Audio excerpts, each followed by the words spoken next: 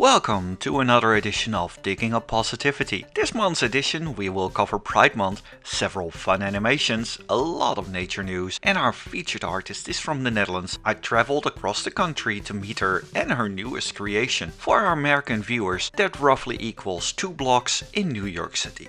This month I would like to devote our convention section to FurryPinas. This Philippine convention was raising for Sponsor a Child. They made a small video about it and it made me wonder who was cutting onions in the house. It is about making dreams come true and it's truly amazing. It really shows that we are all over the world working for a better tomorrow for everyone. Speaking of charities, Dogbomb just keeps on giving. At the beginning of this month, several critters partook in a big ALS Walk in Chicago for Team Dogbomb. Figment sold special Dogbomb pins. Currently they are in the process of mailing them all out and they've raised over $26,532 for the ALS Foundation. And this is just a little part. Dogpatch Press did do a rundown and it turns out that Dogbomb is tied to over $200,000 raised to combat ALS. Some might know Telephone, the original Dutch angel dragon. Together with several friends, they managed to raise $60,000 for Last Chance Corral, which is a rescue charity for abandoned and abused horses and foals. They save the lives of more than 150 horses per year, and it costs them about $1,000 to rescue and raise a foal until it can be adopted out. Gaystar News has made a lovely article about them, which I've linked below. This month is Pride Month. For a lot of members of the community, this means that they can celebrate who they are or show support for their LGBTQ friends. Throughout this month, I saw loads of artists showing their support with awesome artwork and all sorts of opportunities to get yourself some Pride-inspired art. Many people from our community took the opportunity this month to take part in many Pride parades or related activities. The Dalek operators were one of them. Here you can see Chase rocking it out on the Pride picnic in Salford, UK. During Pride Month, My Little Pony aired an episode with a same-sex couple, Aunt Holiday and Auntie Loftie. They follow in the footsteps of Arthur and the Dutch weekly comic Donald Duck. The reason why I name all of these is because they show it just right, because they're just people like you and me. Well, and meerkats of course, hehe. Furthermore, we have a beautiful little animation about realizing what you have by Fateless Night. A cat is not happy at home and decides to wander off only to realize what has been left behind. How will this critter find this out and how will it end? I've linked the video below for you to check out. A little blast from the past, but still ever so relevant. An internet safety video with Timon and Pumbaa. While there are a lot of internet safety videos out there, this one kinda stuck with me, and not in the slightest because I might be biased, but all the points named, they still matter today, including being distracted on your phone. Yeah, you know what I'm talking about. Being distracted on your phone. Yes, you there. Timon, you.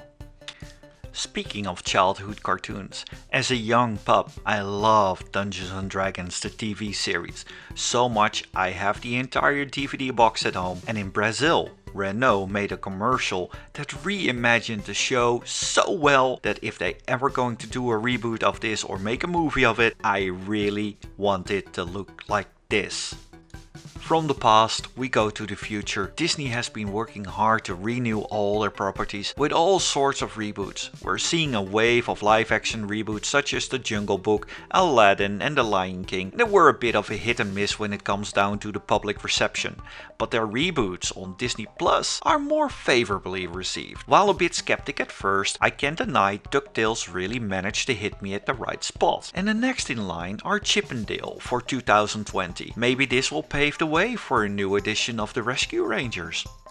Back in the days we had our fairy tales, but even those magical worlds go further and move on in time. In the past we had series like the 10th Kingdom to go all out with that idea, but Pixar had their own little twist. In 2020 they will release Onwards and show you exactly what they meant. Last month we had the Electronic Entertainment Expo, also known as E3, and just like with any other year, there were a lot of awesome previews of what should be coming in the area of computer games. Nintendo had quite a surprise in store, one being that Banjo-Kazooie is returning in Super Smash Bros. And of course, it went along with a fun trailer, which I link below. As we look around us, we can see it everywhere. Nature, it quite literally keeps us alive, and with each passing year we've become more aware that we need to make sure that future generations should be able to enjoy it too, and not without result. Back in my spot of the world, almost all trains are electric, but in Australia, where many tracks do not come with electric poles, the first solar powered train has been taken into service. The Byron Bay Railroad Company is responsible for this feat. They took a vintage train from 1949 and converted it for solar power, including regenerative brakes, which means if this 70-ton train is trying to stop, a lot of the kinetic energy is being stored in the batteries again, which are surprisingly not much bigger of that of an electric car. They made a cool video with the ins and outs of this train, which I've linked in the description below. In New York, whales have returned to the harbor, and not just once, they've returned in numbers big enough to attract tourists, and this has been made possible due to the dramatic increase in water quality. Popular Science has devoted an article that goes much more into detail and why and how these majestic beasts have returned to the harbor. You can find it in the description below. In California, the water in Lake Tahoe improved dramatically, the largest annual improvement in 50 years since the measurement of the iconic Sierra Nevada lake began in 1968. Lake Tahoe is a major tourist attraction as well as it is seen as a natural wonder. Unfortunately, this does not mean there are no more challenges. The lake's water is steadily warming up, causing trouble in the current biosphere, but we're heading in the right direction. All over Europe, species that were once thought extinct are slowly returning. In the Netherlands, the wolf has returned, but in Portugal, the first brown bear has been sighted again. Thought to be extinct over a century, the bear most likely came from the bear population living in northern Spain. All these wonderful events are indicators that we're going in the right direction, but there's still work to be done. And thanks to all the effort of all these wonderful people around the world, we can all hope and work for a better tomorrow. Besides a cleaner environment, we also love cleaner fursuits. Maintaining them can be a real hassle, especially if you don't know where to start. I'd be happy to point you out to cleanfursuits.weebly.com. It contains a whole host of tips how to maintain your fursuit, how to clean your fursuit, and how to make sure that your fursuit doesn't reek at the last day of the convention. Do check it out. Fursuiting has become an ever-growing part of the community. And every Friday there is #FursuitFriday on Twitter, and people starting to notice. At first it started out as a tag to give each other a bit of clout, and it turned out to be a huge trending tag each Friday. Even Newsweek picked it up. Hello, and we finally made it to the section of the featured artist of Digging Up Positivity.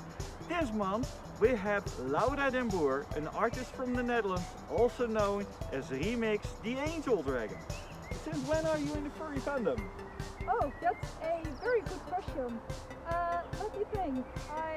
It's probably since about 2010 or 11, I think. Okay. Rough number.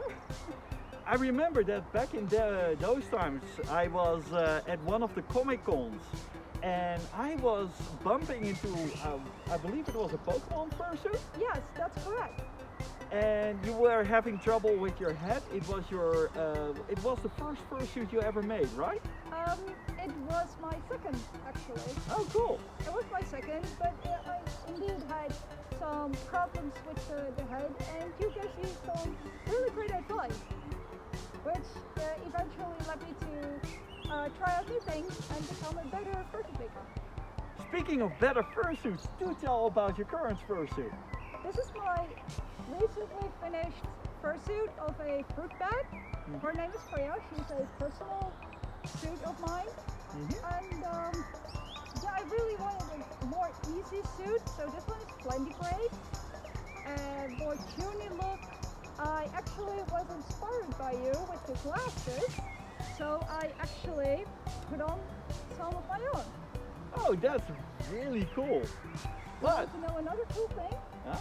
These wings actually have zippers in them. Oh wow. They have zippers in the arms and in the sides, so they can be removed for easy washing and storing.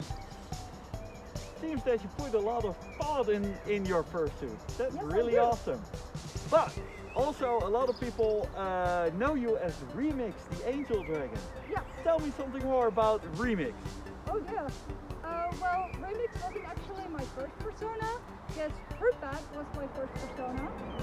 But Remix has become a very popular character in the fandom due to me being part of the Angel Dragon community as one of the admins, so one of the species moderators.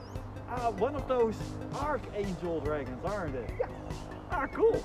I have to add though that I am no longer one of those archangels. I'm now just a regular member.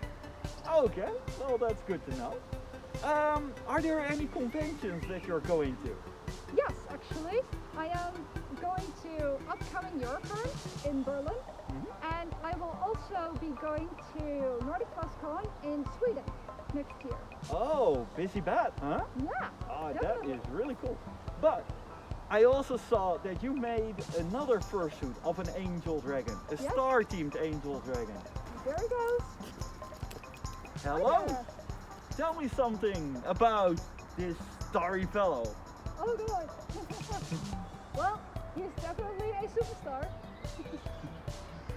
I got you there. No, seriously, this is probably one of the most work-intensive projects that I've ever made, and he was so difficult but so much fun. This is Anthares, by the way, that's his name. Anthares, you can look him up on Twitter, he has his own page. Which is linked below. Yes, don't like it.